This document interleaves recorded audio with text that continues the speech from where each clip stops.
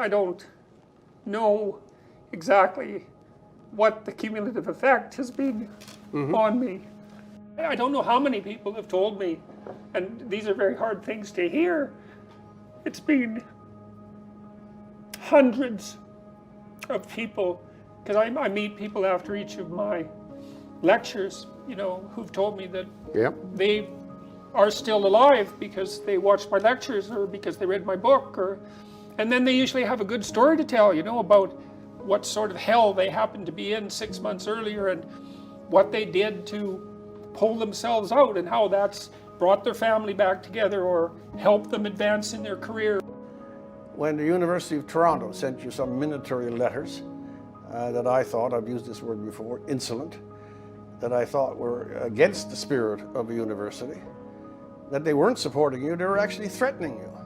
Yes. And that said to me that something is beyond the particular controversy.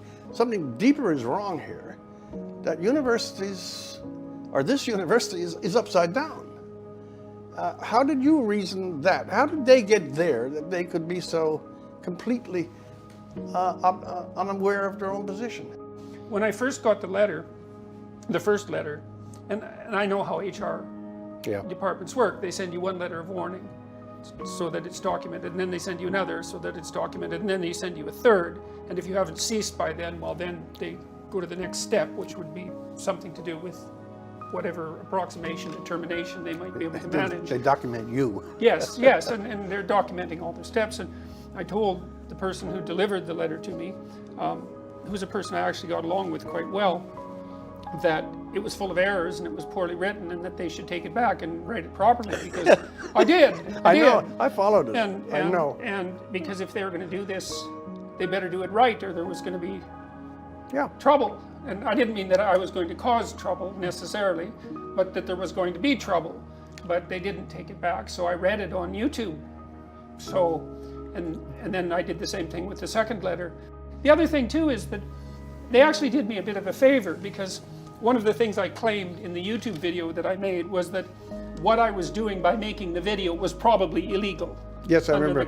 And their lawyers basically said that it was probably illegal. And so that also helped establish my bona fides, let's say, as a reasonable interpreter of the law.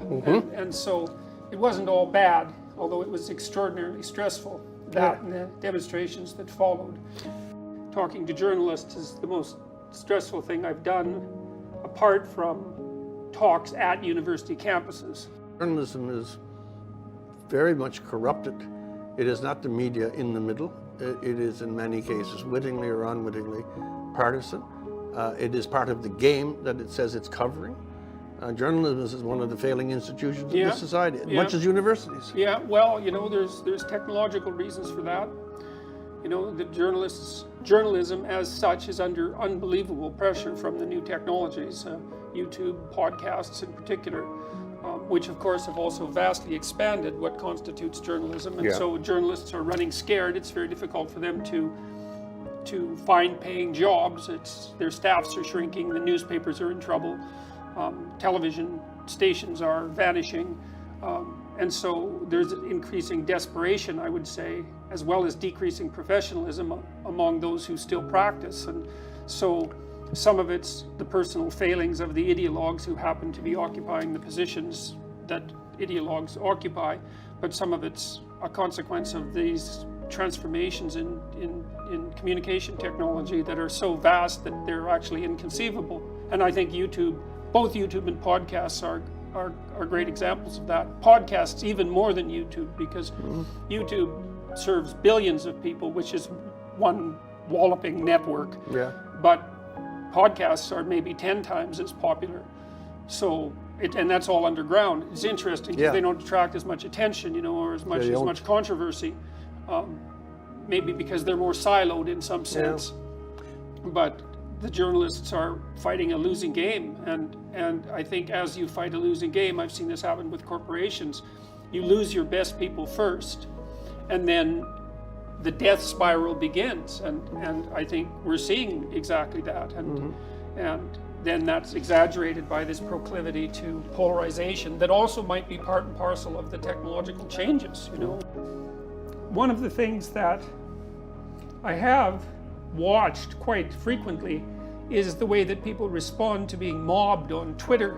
Yeah. You know, now I've almost stopped looking at Twitter. It's been about 3 months that I've taken a Twitter hiatus, let's say. I still post, I don't even have my password anymore. I send what I want to post to a third party and they post.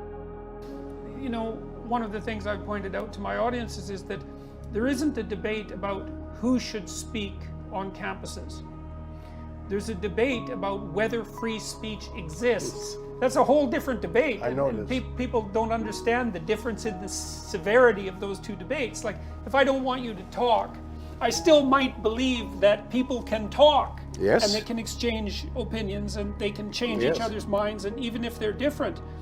The argument that's being put forward on the campuses to stop people from speaking is that there is no such thing as free speech. All there is the exchange of the ideas of avatars who are possessed by their group ideology. Exactly. And then the logical consequence of that is to refuse to let them to speak, because why should you allow the group that you're in direct competition with to have its voice? And so it's the collectivists, the identity politics types, it's the very idea of individuality that they're opposed to, that they've dispensed with, and that goes back to their, you know, to the French, the terrible, the despicable French intellectuals who, in my opinion, were responsible for leading this revolution.